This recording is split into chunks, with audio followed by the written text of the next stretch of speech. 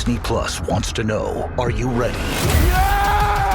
For Marvel Studios' Thunderbolts, The New Avengers, now streaming on Disney Plus. Let's do this. One of the best Marvel movies of all time is now streaming on Disney Plus. Hey, you weren't listening to me.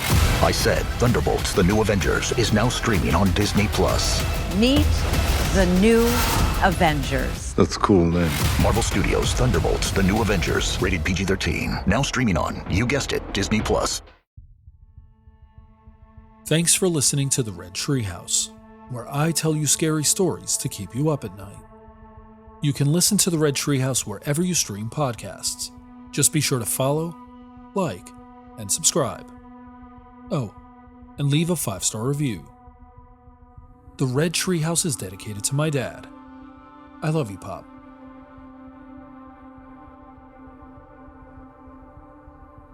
In this episode of the Red Treehouse, I'm going to narrate a terrific short horror story, A Yacht Rusting in Creek Mud, written by Robert Pettus. A huge thank you for submitting this original story. It's guaranteed to get under your skin, keep you thinking, and keep you up at night. So sit back, turn down the lights, pull up the covers, and pay close attention as I narrate A Yacht Rusting in Creek Mud by Robert Pettus. I'm your host, Will. Welcome to the Red Treehouse.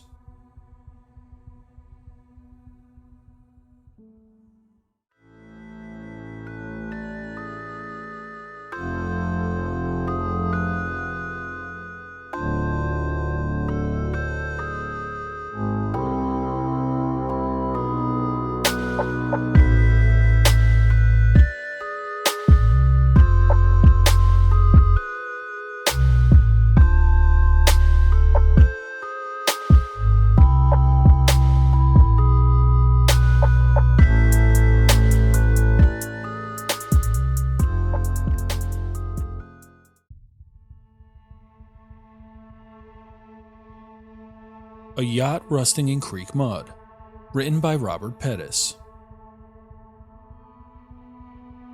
It was 85 and sunny when I pulled into Rabbit Hash, cruising carefully down Lower River Road, past the general store, and an art gallery, and a winery, and a Mexican food spot, the literal only places in quote-unquote town. I passed out of town in about 20 seconds, and then sped up and whizzed by a couple barns and farmhouses on the left-hand side of the road, and on the right, several boats docked or just pulled up into the odorous, cakey, polluted Ohio River mud. I pulled into someone's gravel driveway to turn around, and the 25-ounce can of PBR wobbling between my thighs spilled a bit of its contents onto my khaki shorts, thereafter beating atop them, and sitting idly as if in polite obedience until I swept them off with my free hand. I parked on the side of the road and used that free hand to take a sizable swig, and then set the beer can in the center console. It was too girthy to fit in the cup holder, and got out of the car and began walking down the road back toward Rabbit Hash. I was waiting for a couple of old high school friends from back home in Abry, Percy Huck and Jack Luther. They'd rented a pontoon boat and shipped off across river to Rising Sun, Indiana, where they docked at the casino and grabbed several margaritas to keep them company while they lost their money at the slots and on blackjack. I was supposed to go with them, but I had been held up by a personal matter and wasn't able to make it, so I told them I'd sit in Rabbit Hash at one of the picnic tables overlooking the river and drink PBRs until they got back. I told them I wasn't in any hurry. Sitting out in the sun and drinking cold beers was one of my favorite activities, one I'd more than willingly do by myself, whether I was waiting for them or not. And that was a fact. I walked into town and over to the Mexican restaurant and asked if they served beer, and they said that they didn't, but that the general store did, and I could simply buy some there and bring it outside, there being no open container law in Rabbit Hash. So that's what I did. The sun shone brightly into my face as I sat at the picnic table and sipped my beer, looking out at the river and at the barges lumbering past, wobbling amidst their own wake like some whale that got lost down in New Orleans in the Gulf and swam upriver 800 miles, give or take. I always wondered what it'd be like to work on a damn barge, and started zoning out about it. And amidst my lethargic, tipsy daydreaming, my head nodded down away from the river, and I saw involuntarily a small dock upon which was latched a pontoon boat. I squinted and looked down there, but it wasn't my friends. There was a group of 7 or 8 people in all, swimming in the river and yelling leisurely at one another. They were flat-waisted, I was sure. Else they wouldn't be swimming in the dirty-ass Ohio. I walked down the slope from the picnic table to the riverbank and only barely managed to avoid falling on my ass and sliding into the rancid, doughy mud. "Hey!" came a voice from over where the pontoon was docked. I looked over and saw a tall man, naturally muscular, but also a bit pudgy, presumably from years of perpetual overconsumption of alcohol, who had a tattoo of a largemouth bass on his chest. It was pointed downward, its tail near the base of his neck, and its mouth opened around his nipple, which was pierced with a fishhook-looking ring with a plastic worm dangling from it. I didn't necessarily want to go over there, but the man was gesturing with a beer can, as if offering it to me, and I can never turn down free beer, so I trudged across the muddy riverbank, stepping over downed trees and around bits of garbage, and made my way over to the dock where they were swimming. "Thanks," I said, taking the beer from the man. It was a brew called Storm, a cream ale from Braxton Brewing, a local spot. Having always been a fan of Little Kings, the beer, tasting almost exactly the same, in my expert opinion, went down smoothly. "What are you doing down here by yourself?" said the fish-tatted man. "Waiting for a couple friends," I responded. "They're across the river gambling." "Shit," said the man. "Who knows how long they'll take? They might be all night over there. Depends on whether they're winning or losing, I reckon. I always lose. Always. But I love gambling. Broke as a fucking joke because of it. I paddle my fucking kayak over there on occasion." "Hard to say how long they'll be," I responded unintentionally dismissively. "Well," said the man, "come on over and hang with us for a bit. We've got more free beer where that one came from." I followed the guy over to the dock, where a woman quickly noticed me and shouted my way. "Hey," she said, "come over here. Water's fine." I walked onto the wobbly dock, its brittle wood likely not stained in a decade or more, and leaning into the flapping wake, which moved shoreward from another barge pushing northward towards Pittsburgh out in the river's center, and wondered whether I'd soon be taking an involuntary dip. I looked down and caught a whiff of the water. It smelled like gasoline and trash and dead fish. "You gonna get in?" she said. She was also flat-waisted, her eyes as red as the color of the local professional baseball team, as glazed as fucking donuts. "I'm good," I said. "Got no change of clothes." "Piss on that," she said, and pushed off one of the dock's tree-trunk circular wooden legs outward into the wake. "Don't worry about Olivia," said the man. "She's got a fucking toot when she's drinking." "No worries," I said. "All good." "Name's Theo," said the man. "What about you?" "Ed," I said, reaching over to shake the man's hand. He wrapped his paw around my comparatively minuscule hand and squeezed it, and I thought the bastard might have shattered a carpal or two. "That over there," he said, gesturing to another guy bobbing relaxed amidst the current, his hand gripped to the splintery edge of the dock so as not to float away, "is Ethan.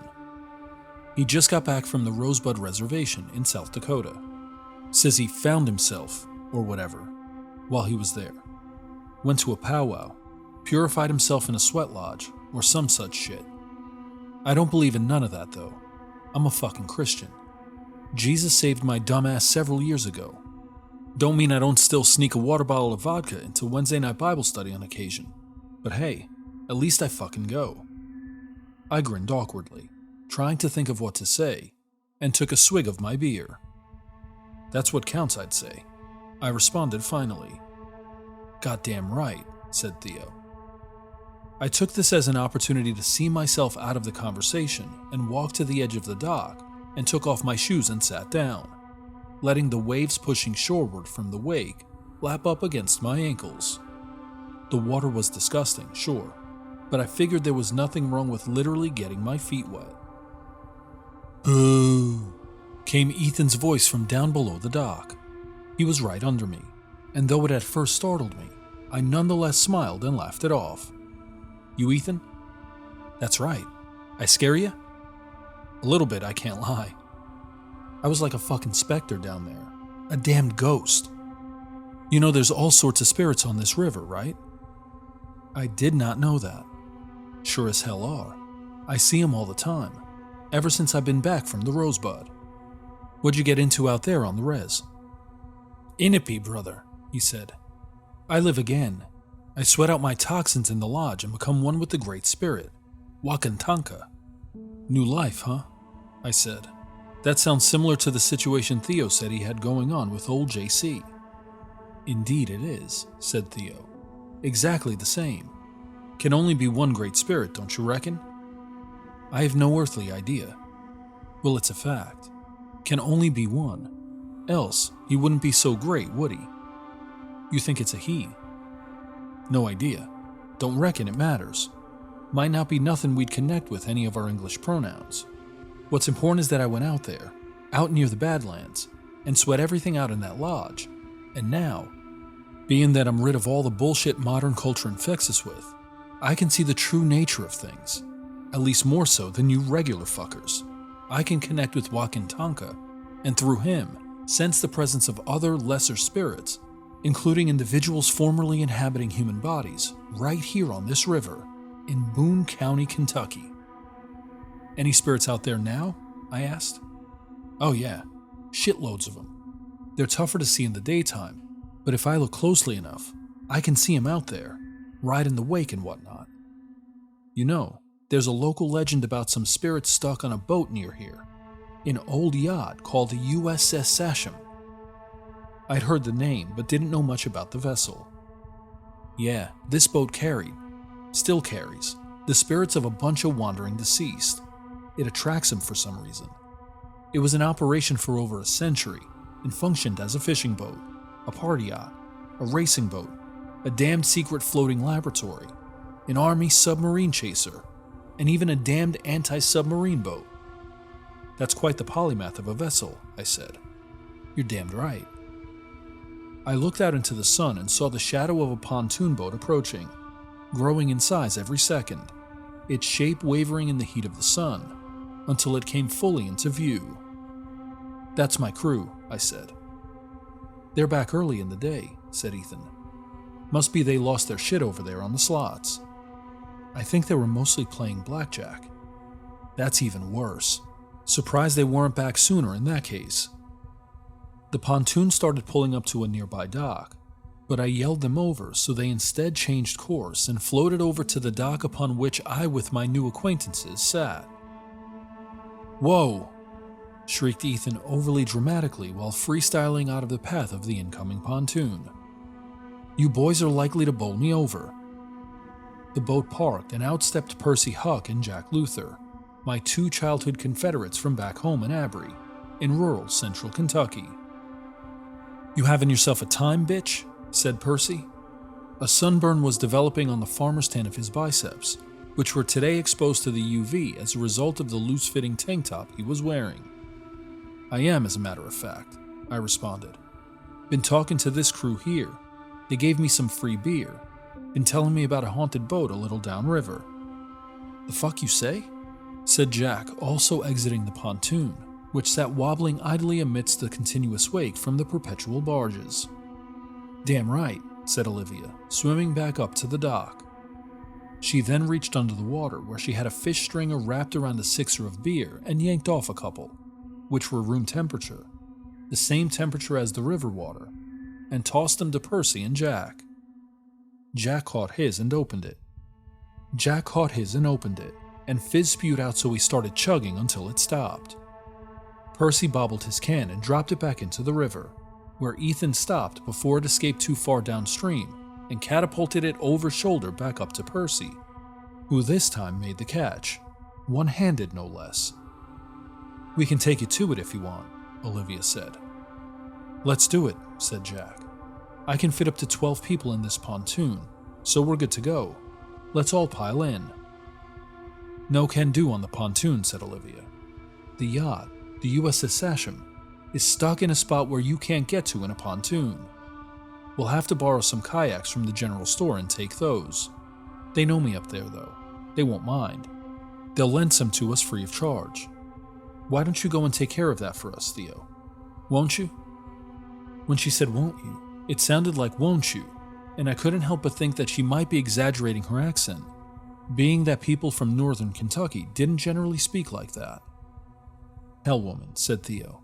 You're just gonna fucking order me around like that. I fucking reckon so, said Olivia. Theo grinned and reached into his pocket and removed a stainless steel flask and took a healthy swig, afterwards grimacing. I'll be right back, he said, slightly slurred, which I also wasn't sure was real or fake. It got me thinking about this old boat, about the ghosts on it, and about this guy Ethan, who says he can communicate with spirits. With the Great Spirit. Were these people bullshitting? What were they going to do with us when they got us out in some dark, secluded part of the river? Uncertain as I was about the whole thing, I nevertheless couldn't deny my own curiosity, and my two friends seemed eager to check this old vessel out as well. Plus, they had free beer. We'll continue right after this quick ad break.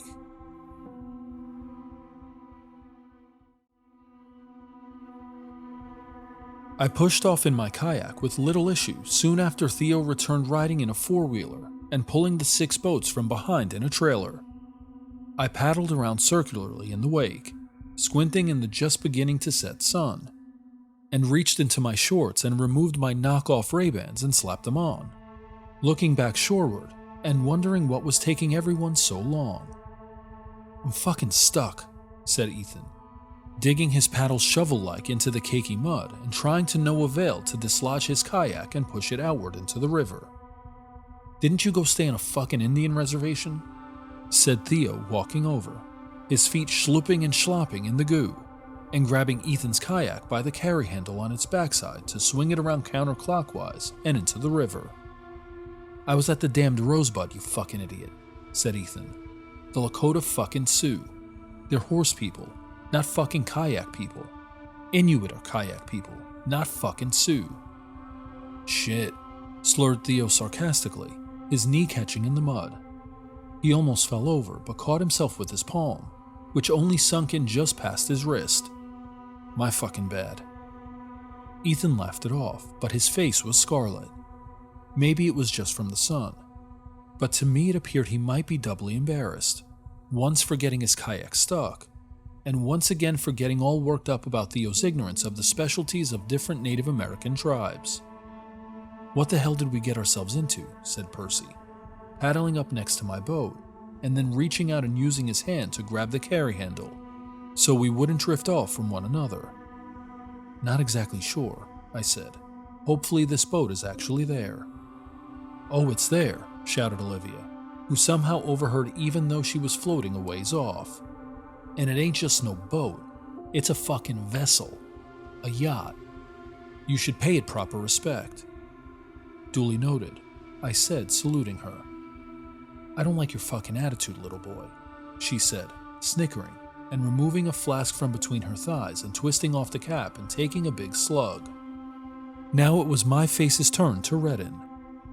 I've never dealt well with confrontation, especially the unexpected, suddenly aggressive sort. I'm just fucking with you, she said, and screwed the cap back on and launched the flask over to me. Better catch that, she said as the container was in mid-flight. I didn't catch it, but the flask nonetheless, after kerplunking between the river's surface for an anxious second or two, reappeared bobbing amidst the wake as if intent on catching one of the gargantuan catfish living down in the murk. Just fucking with you again, she said. It floats. I took the flask and took a healthy swig. I was expecting a spicy, warm bourbon, but was instead greeted with tequila, which caused me to gag momentarily before forcing the rest of the liquid down. You are a fucking pussy, though, said Olivia. I can't much deny that. We were paddling against the current, eastward towards Pittsburgh, so the going was tough. Anytime a barge cruised past, Theo and Olivia would charge out into its wake and ride wave after wave, lunging upward in the kayaks and trying to get airborne before slapping their boats back down atop the water. After a half hour or so, I was flat beat, my arms weak and mush-like in their Sisyphean trudge upward this noxious ancient Styx. How much further? I whined to no one in particular. Shit, said Olivia, taking another swig of tequila. I'd say we got another hour of paddling at least, maybe an hour and a half. What the hell? I said. You made it seem like this thing was right up the river. It is, I reckon, depending on your definition. Right up the river is more of an opinion than a fact, ain't it? I couldn't argue that. We gotta paddle up near Lawrenceburg, where we'll hang a right into Taylor Creek. The old yacht isn't far up creek. What do you mean by not far? I asked. About 5 minutes of paddling, give or take. Fine, I said, and did what my flimsy arms could to speed up my vessel and thereby shorten the time remaining. Stop being a bitch about it, said Percy. We've got a bunch of free booze. We're out on the water. What could be bad about that? I wouldn't mind if we were out here all night. That's good to know, said Olivia, because we definitely won't be back until after dark. Percy's previously positive expression transformed momentarily into one gloomier, though he caught himself and shifted back to optimism. Any of you all got a speaker, he said. We could listen to some jams while we paddle and booze. I got one, said Theo. What the fuck you want to listen to? How about some 90s alt-rock? Gin Blossoms? Fine, said Theo. I'm more of an outlaw country kind of guy. Johnny and Willie and Waylon and whatnot. But I can deal with alt-rock. He then grabbed a speaker from within one of the storage compartments atop his kayak, and after connecting it to his phone's Bluetooth, played Hey Jealousy. Hell yeah, said Percy, lifting his beer to signal a gracious cheers before glugging the rest of the can and tossing it into the underbelly of his kayak. Beer me, he then said to Theo, who reached into his own boat and removed another cream ale and tossed it over to Percy. Gin Blossoms, eh? Said Jack. I would have been more down for some metal. Maybe some Sabbath, or Alice in Chains, or Mastodon. But it's whatever. Hell yeah, said Ethan. I concur. Let's get some Alice in Chains on the playlist. It fits both our 90s alt-rock and metal contingents. After Hey Jealousy finished, Down in a Hole came on, which was fitting, because the song matched my current emotional state. After making it around a rightward bend in the river, I could see a town in the distance. That Lawrenceburg? I said. No, said Olivia. That's Aurora. Lawrenceburg is the next town. Shit, I mumbled as Lane Staley wailed metaphorically about having so much beauty to give to the world, but nonetheless being too trapped, by society presumably, to effectively give it. We made it past Aurora, one of the 3 Indiana casino towns, along with Rising Sun and Lawrenceburg, in the Cincinnati area, and not long afterward I saw more lights in the distance. That's Lawrenceburg, said Olivia, who it seemed to me had yet to break a sweat. Her eyes were nonetheless glossed over and vacant, by this point staring through me every time she had something to say. She drained the rest of her flask of tequila, and began licking at the remnant alcoholic moisture on the lip of the flask, and after that looked forward to her companions, Theo and Evan, who were several yards ahead of everyone else. Y'all got anything else? She yelled. I'm all out of the good stuff. Another cream ale was flung backward mangonel-like by Theo's long arms, and as it twirled through the air, spinning like a kicked field goal, it sailed past Olivia's boat and splashed like a misfired grenade into the water. I spun my kayak around and doubled back, now paddling with the current, and grabbed the beer and tossed it to Olivia, who still didn't catch it, but it made it into the hole of her kayak, where she grabbed it and cracked it open and began glugging down the outwardly exploding fizz. Thanks, she said, wiping suds from her mouth with her hand. You may not be so bad after all. I raised up my own can of beer and gave her a silent cheers. On my left, I could see Lawrenceburg, whose streetlights were igniting like giant summer fireflies as the sun went down and the moon, crescent on this evening, arose blade-like into the night sky, which was clear and abnormally starry, a rarity given the light pollution from nearby Cincinnati, which on most nights obscured any stellar viewing. Hollywood Casino, the largest in Lawrenceburg, and based on my unexpert observation, also the largest in the southern Indiana region of Greater Cincinnati, stood with its white painted walls and red roof overlooking the river as if the manner of some 19th century steamship magnet. It wasn't that though. It was just a casino where people, mostly retired old white people of the boomer variety, went and sipped beers and blew cash every evening. I couldn't blame them on that. I'd do the same if I had the cash to blow. That got me thinking about this ship, the USS Sachem, which had functioned in so many different roles, in wartime, in leisure, in competition. Assuming that Theo and Olivia and Ethan were right, and there were ghosts aboard, they would have to be from all walks of life.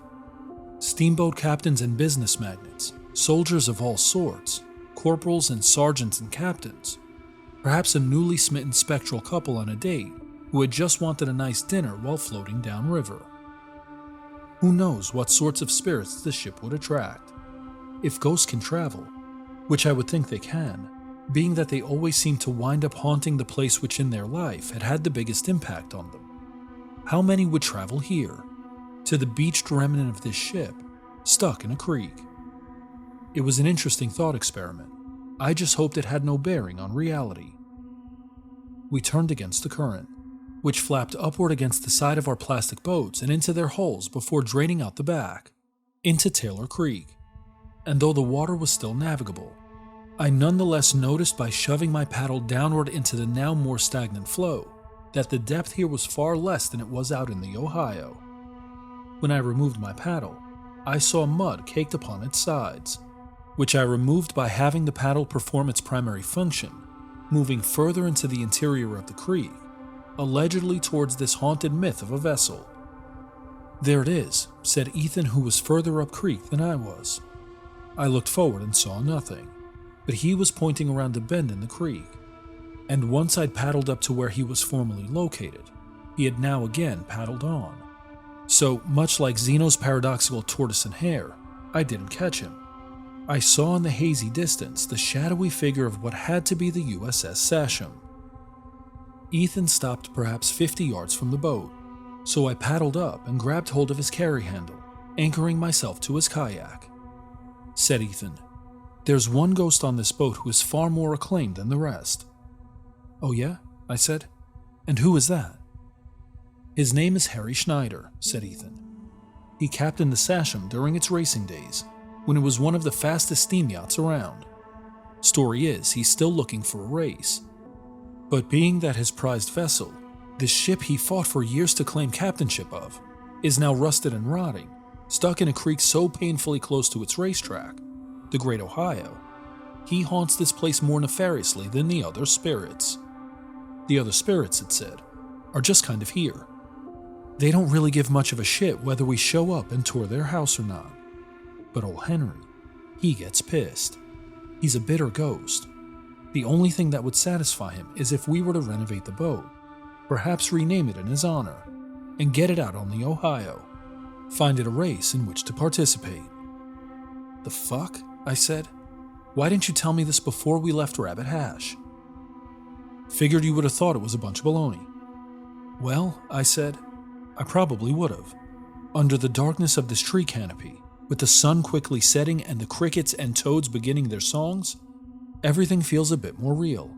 Surreal too, but also really real." "It is more real," said Ethan. "Objectively more so. Spirits of all sorts, living humans, dead ones, even crickets and toads, make reality. Them crickets and toads are singing our arrival." I thought they were more or less just communicating with each other, trying to get laid and whatnot. "Well, yeah," said Ethan, "that too. But ain't that what we're all trying to do when you get down to it? That's probably what old Harry was trying to do. Win himself a race and get himself laid." "Steamboat yacht racing captains probably don't have much trouble at that," I said. "Hell no they don't," said Olivia, paddling up next to us. "I'd fuck him as is. Wonder if ghosts can still get it up. What do you reckon?" I didn't answer, but instead looked behind and saw, along with Olivia, Theo paddling up, as well as Percy and Jack, who were lagging a bit behind. Music still blared from Theo's speakers. It was Tornado of Souls by Megadeth. "You ready to head on into this shit?" said Percy, swinging with his fist to punch me in the arm jovially. But his wobbling kayak caused a misfire, so he whiffed and dry shot his jab and slugged merely air. "Not after this story Ethan told me," I said. "Apparently there's a ghost in there who isn't so happy, who likes to take it out on anyone whenever he gets the chance." "Probably a bunch of bullshit," said Jack. "That guy seems full of shit." Jack then looked over and saw that Ethan was listening in on our conversation, and Jack raised his arm in peacemaking fashion. "No offense," he said, his face momentarily scarlet. "Just from what I've heard so far, with the Native American stories and Wankantanka, and the sweat lodge and whatnot." "None of that shit was made up," said Ethan. "There's spirits everywhere. You'll see soon enough." The six of us then paddled up to the Sachem, which sat sinking in the mud of the creek, wedged in place where it had for decades lain vacant, or vacant of living passengers at least. Ethan paddled over to the creek bank, and his kayak slid into the shallow mud near the shore, and he stepped out, his bare feet sliding into, and thereafter sloshing into the goop, and then schlooping vacuum-like out of it once and again until he'd made it over to a tree, the exposed roots of which he stepped regally atop. He then grabbed the wiry, narrow trunk. "All right, boys and girls," he said. "We're heading into a spiritual place right now, and I mean that in the literal sense. This place literally has spirits. Lots of them. Most of them, however, don't give much a shit about us. It's not like it's terribly uncommon to have groups of kayakers snooping around this legendary vessel. Happens all the time. There's one ghostie up in this bitch, however, who don't take kindly to visitors. Don't take kindly to nobody, as a matter of fact. Not even to itself. That's the spirit of old Henry Schneider, and I'm most certain the old bastard is listening in on us even now." Ethan then leaned, hanging from the tree trunk outward over the creek, water skimmers gliding peacefully along its stagnant surface as if skaters across a festive ice rink. "You hear that, you grouchy old fuck?" said Ethan. "We're here to take a tour of your humble abode, whether you like it or not. And I know damn well you don't, so do us all a favor and just take a damn snooze or mind your own business. Leave us the ever-loving hell alone. 'Cause if you don't, just know, I got myself some strong spiritual allies, ones that ain't stuck to no specific spatial or even temporal focus, like you. I got some spiritual allies that can traverse space-time instantaneously, and you don't want to incite their wrath, for it is biblical." "I thought he was into the Native American shit," whispered Jack in my ear. "I think it's some sort of holistic shit," I said. "He believes in everything, or something. Jesus, Wakantanka, all of it." "And what's this shit about traveling through time instantly?" said Percy. "If you travel through time, there are all sorts of instants involved, which you must as a matter of principle travel across. So how can you do that instantaneously?" "I guess it's some sort of relativity shit," I said. "Time dilation. That word sounds right." "I don't think it's right," said Jack. "But fuck knows I'm not educated enough to say for sure." Ethan then slid down from the tree trunk and spiraled downward its surface and found at its end the USS Sachem. And he then lifted his hand and gestured wordlessly for the rest of us, his squad, to follow behind. We'll continue right after this quick ad break.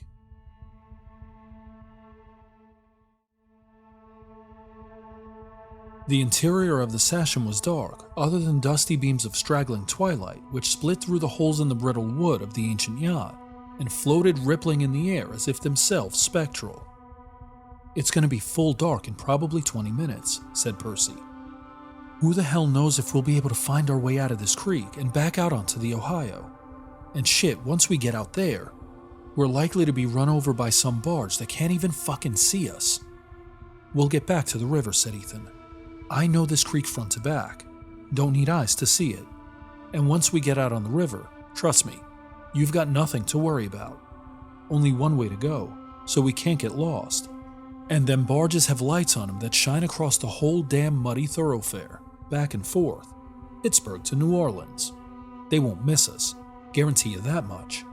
On top of that, I've got several flashlights. I came prepared. I guess that will have to satiate my worries, said Percy. Goddamn right it will, said Ethan.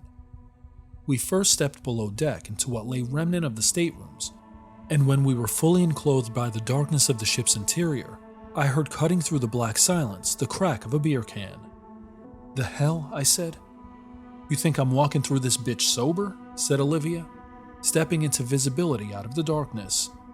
And I cracked it and slugged damn near half of it back. Thanks, I said. Don't mention it. We moved through all 9 of the staterooms, but there wasn't much to see. Old rotten wood. A school of minnows darting frantically around in a puddle left remnant after the most recent storm surge, in an attempt to escape a lonesome, relatively Slycopian crawdad hell-bent on eating dinner. A garter snake chasing a deer mouse with the same thing in mind. Crickets chirped outside, and their song mixed with the creaking and thudding of our feet atop the old wood to create a sort of indigenous-sounding percussion, but not the soothing kind. The war kind. The kind designed to scare the shit out of the enemy. Ain't nothing much down here, said Ethan. Let's go up to the captain's quarters. Isn't that where Henry Schneider is supposed to be? Yeah. If we see his ass anywhere, it'll be there. The stairwell was mostly collapsed, so we stepped over to a rusty iron ladder and climbed upward out of the below-deck statehouses, and briefly back out into the toad-croaking evening before climbing another ladder upward into Henry's quarters. Before climbing out of the staterooms, I looked behind and thought I saw, and on recollection, I'm sure I did, a young couple dancing with one another, somehow in step with the crickets, as if they were familiar with this music and perhaps waltzed to it every evening. They looked at me through hazy eyes, undulating in and out of physical reality, and smiled, and I, scared shitless, turned and scampered up the ladder and told myself it wasn't real, that I had always been a bit crazy and prone to seeing shit that wasn't there. This is the captain's stateroom, said Ethan, stepping through the collected rubble of what had once served as a door. You can still see what's left of a bed frame right there.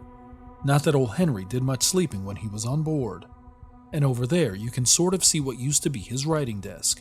Not that he did much writing. I thought everyone wrote back then, said Percy. Well, yeah, said Ethan. True. I'm sure he wrote letters home and whatnot, but journaling or memoir writing was never his concern. He wasn't a fucking poet. He just wanted to win races. Where's the wheelhouse? Said Jack, looking around somehow boredly, as if this ghost story didn't at all unnerve him. It unnerved the hell out of me. I was shivering. I told myself it was from the evening chill blowing through the window from outside. It was a windy night.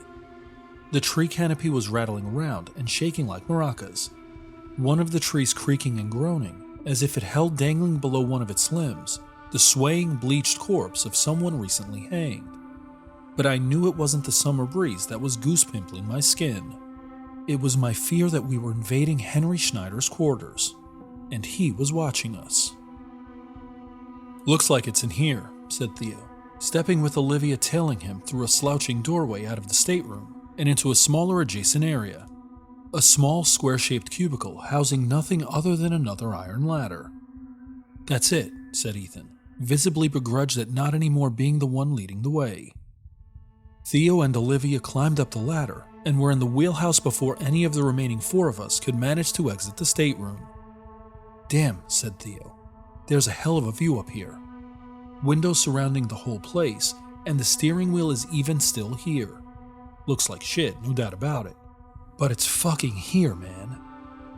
Let's head on up, said Ethan, and moved past Percy, Jack, and me over to the ladder. But after enclosing his palm around the first rung and making to ascend into the wheelhouse, there came a deep, shrieking scream, and then a rumbling series of thuds outside and thereafter. Olivia's voice. Holy shit, she said. Guys, get the fuck up here. Theo fell out the window. Ethan, however, his face panicked and sweaty, moved away from the ladder and turned out of the room. What are you doing, man? Said Jack. Go on up and see what Olivia's talking about, said Ethan. I'm going back out to the river. If Theo really fell out of the window, We need to find him and make sure he's not seriously injured." Without waiting for a response from us, Ethan turned and made his way over to the other ladder and descended, exiting the captain's stateroom. Seconds later, we heard him stepping off the boat, and thereafter the plopping of feet into stagnant water. The three of us went up to the wheelhouse. "Look," said Olivia. "Fucking look." I paced over to where she stood next to a window. Its glass had been shattered presumably in years past during the vessel's rusting antiquity, though I nonetheless couldn't help but imagine Theo bursting through what had previously been a window intact and falling creakward, jagged shards twirling like shuriken behind him, and looked down into the darkness and saw mostly nothing. Merely dark grays and greens and blues and browns mixing with one another impressionistically, other than sticking out from the otherwise pale color palette, Theo's bright yellow swimming trunks. "Shit," I said. "Is he alive?" "I don't know," said Olivia. "I keep calling for him, but he hasn't answered.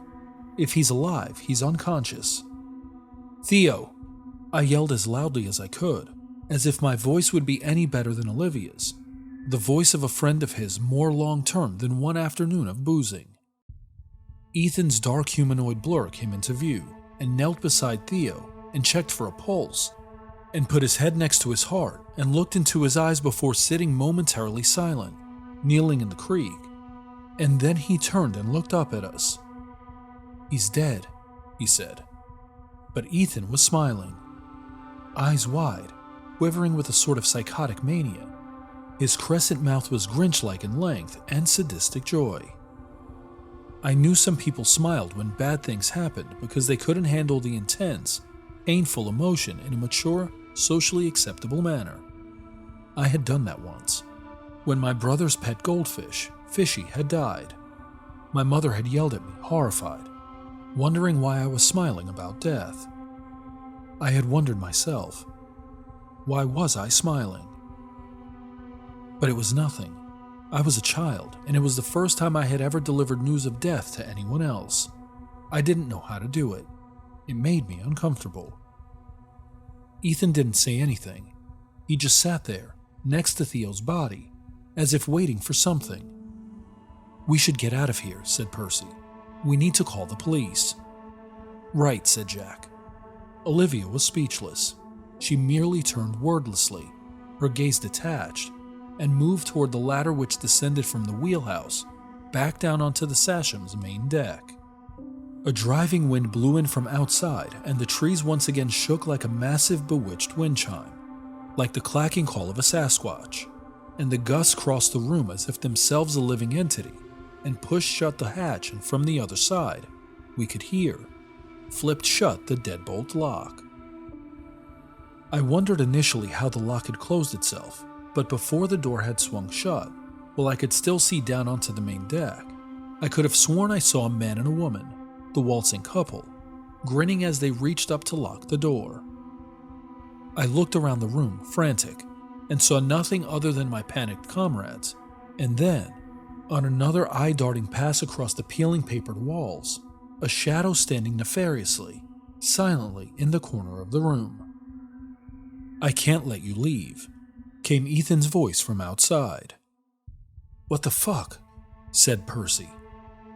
The shadow in the corner moved from its place in the beam of twilight into the dark interior of the room and vanished, and then the steering wheel began spinning, counterclockwise faster and faster, then stopping abruptly and switching direction, now clockwise, then back and forth, as if manned by a vexed operator. And that's exactly what it was. Henry, captain of the USS Sachem, was irate at his prized boat being for so long beached and stuck in the mud. "Henry says he can bring this boat back," said Ethan from outside as wind once more rattled the trees. "What the fuck are you talking about?" I said. "He can fix the boat, not just get it unstuck from the mud and back out on the Ohio where it belongs, but actually fix it, get it looking like it used to, back in its glory days. I'm pretty sure plenty of non-ghostly living individuals could manage that as well," said Jack. "Let's get the fuck out of here and we'll get to work on refurbishing her." "No," bellowed Ethan. I'm not talking about a simple little fix-up. I'm talking about injecting this thing with some magic, some spiritual energy. I think it's already got plenty of that shit, said Percy. Yes, but it's never been put to good use. It's always been stuck here in the mud. We're going to pull it out and get it back on the river, racing. And soon everyone in every city on the Ohio and Mississippi rivers will once again know the name of the USS Sachem. But it won't be called that anymore. We're going to rename it after its legendary, heroic captain, who refused to give up on his vessel even in death. This boat will be renamed the USS Henry Schneider. He's fucking lost it, said Percy. I know, said Jack. Do people even race steamboats on the river anymore? Hardly ever, said Percy. I know they used to race the Belle of Louisville and the Delta Queen leading up to the Kentucky Derby. Do they do that anymore? If not, said Ethan from outside, they fucking will. The room for several minutes rattled again, framed paintings shaking on the wall and nearly falling off. And then the shadow of Henry Schneider again revealed itself, now standing near the window where Theo had involuntarily abandoned ship. We only need one more thing, said Ethan. And what is that, you dirty old bastard? Slurred Olivia.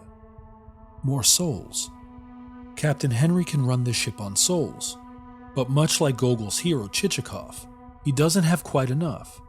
Sure, there are plenty of ghosts on board, but with only a few more, 5 more perhaps, we can get this thing out of its spot wedged in the mud and back out on the river. Well, said Olivia, why don't you, sacrifice yourself? Oh, I volunteered, said Ethan. Trust me. But it can't work like that. Henry says the Sachem needs a living captain. Henry himself will be the real captain, of course, but we need someone to be a face, so as not to raise suspicion.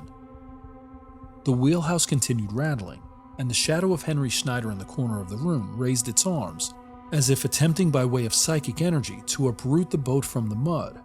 But it was no use, and the vessel fell back into the earth, only partially dislodged. The spirit then moved forward with a briskness as yet unseen, and appeared in front of Olivia, who shrieked and dropped her beer, and it began pulling her toward the window, intent presumably on tossing her, like Theo, outward onto the jagged creek rock below, where she would either die, or if not, be so incapacitated as to be easily finished off by Ethan. Get the fuck off me, said Olivia, flailing her arms wildly, but it was no use. The spirit of Henry was dragging her, slowly but surely, across the room toward the window. Percy stepped into the spirit's path to block it, but he was shoved out of the way, tripping to the hardwood floor. I tried the same, but with no more luck. Hold on, said Jack, and he began yanking at the locked hatch, and yanking it again, but it was no use. Fuck, he said. I think the only way we can stop this bastard is to incapacitate Ethan. The spirit of Henry seems to need someone living on its side, a familiar of sorts, a face of the ship, as Ethan said. So we need to knock Ethan's ass out, or maybe kill him.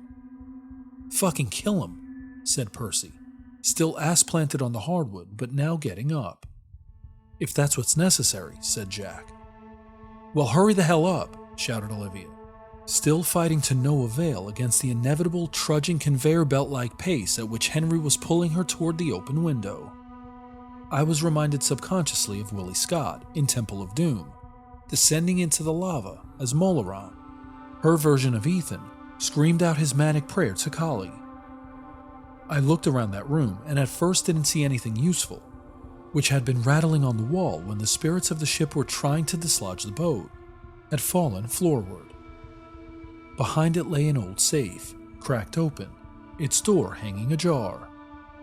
I ran over to it and found inside an old gun, a 44 caliber Colt 1860 Army revolver, and I removed it and checked the cylinder and saw that it was loaded.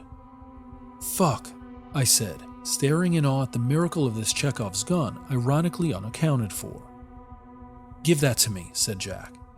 And I, despite noticing through years of devoted nerddom the gun's model, having little to no experience shooting firearms, handed it over willingly. Jack pulled back the hammer and walked to the window. Olivia was by this point merely feet away, now on the ground clawing at the wood, her fingernails bloody and broken. "Ah!"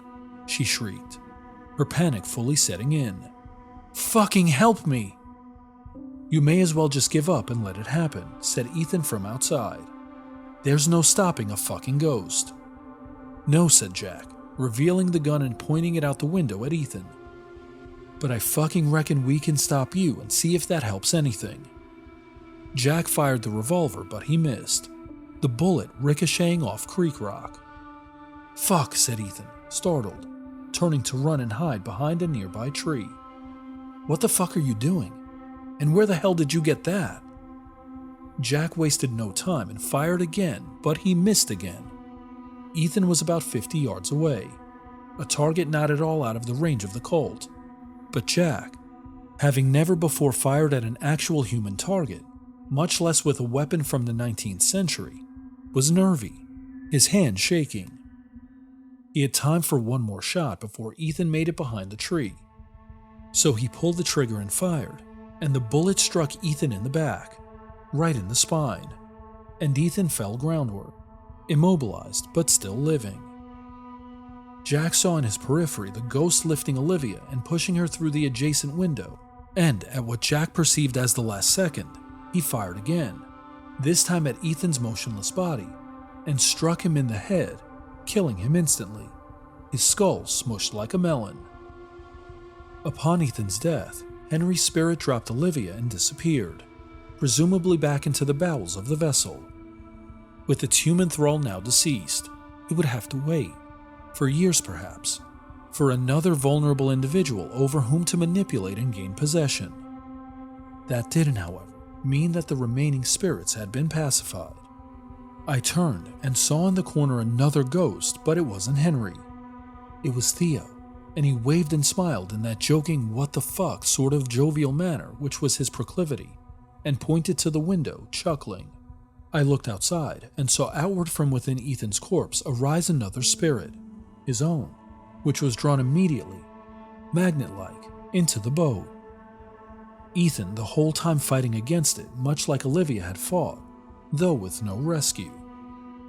I looked forward and saw the hatch open and the waltzing couple step up into the wheelhouse, along with scores of other spirits, and they huddled around us, glaring as if in appraisal, before nodding in unison and turning to look out the window. I looked out with them and saw that the trees were rattling even more violently than before, as a horde of spirits, not only humans, but animals and even plants, sprang out of the woods to be willingly subsumed by the USS Sachem. Spectral birds, blue jays, chickadees, turkey vultures, mourning doves, red-tailed hawks flew out of the trees and into the boat. Coyotes and raccoons and cottontails and the ghosts of household pets like cats and dogs and rabbits and goldfish hurried across the creek rock and into the boat, as if it were an ark and they divinely commanded to enter it. The spirits of dead foliage flew skyward, stringy and luminescent against the twinkling night sky, hanging amidst the constellations before falling downward into the wheelhouse and soaking into the vessel and reanimating it with color like a painter working to flip a house. "The fuck is happening?" said Percy. "I think the Sachem is getting its fuel. It's spirits," I said. "Looks like that bastard Ethan was right, huh?" said Olivia. "About the Wakantanka shit. Everything has a spirit after all." "If he were right, he wouldn't have gone about things the way that he did," said Jack. "True enough," said Olivia. The boat once again rattled, this time lifting itself out of the dirt and trudging somehow through the shallow creek and back out onto the Ohio. It was still riddled with holes, but it somehow didn't sink, as if each one had been plugged by some invisible presence. Each moment the boat traveled further downriver, westward, back toward Rabbit Hash, it began looking more and more like its original self. Fresh paint covered it. All its lights and bells and whistles came back. Steam somehow began spitting from its newly reconstructed smokestacks, but it wasn't really steam. It was a sort of spectral pixie dust born of the newly acquired ghost matter. Upon the decks encircling the vessel stood peering outward at the dark river, the faces of spirits innumerable. In the distance I saw a barge approaching, its lights brightening the entirety of the river. The Sacham's own lights, however, were just as bright, maybe even brighter.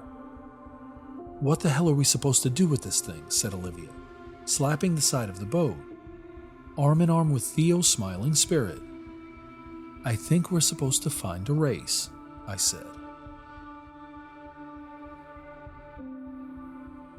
What did you think of this terrific short horror story?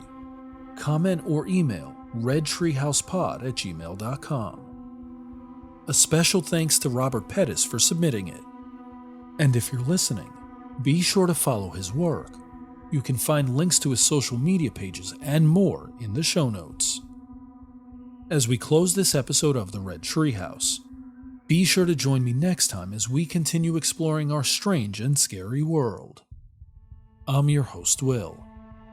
Thanks for joining me in the Red Treehouse.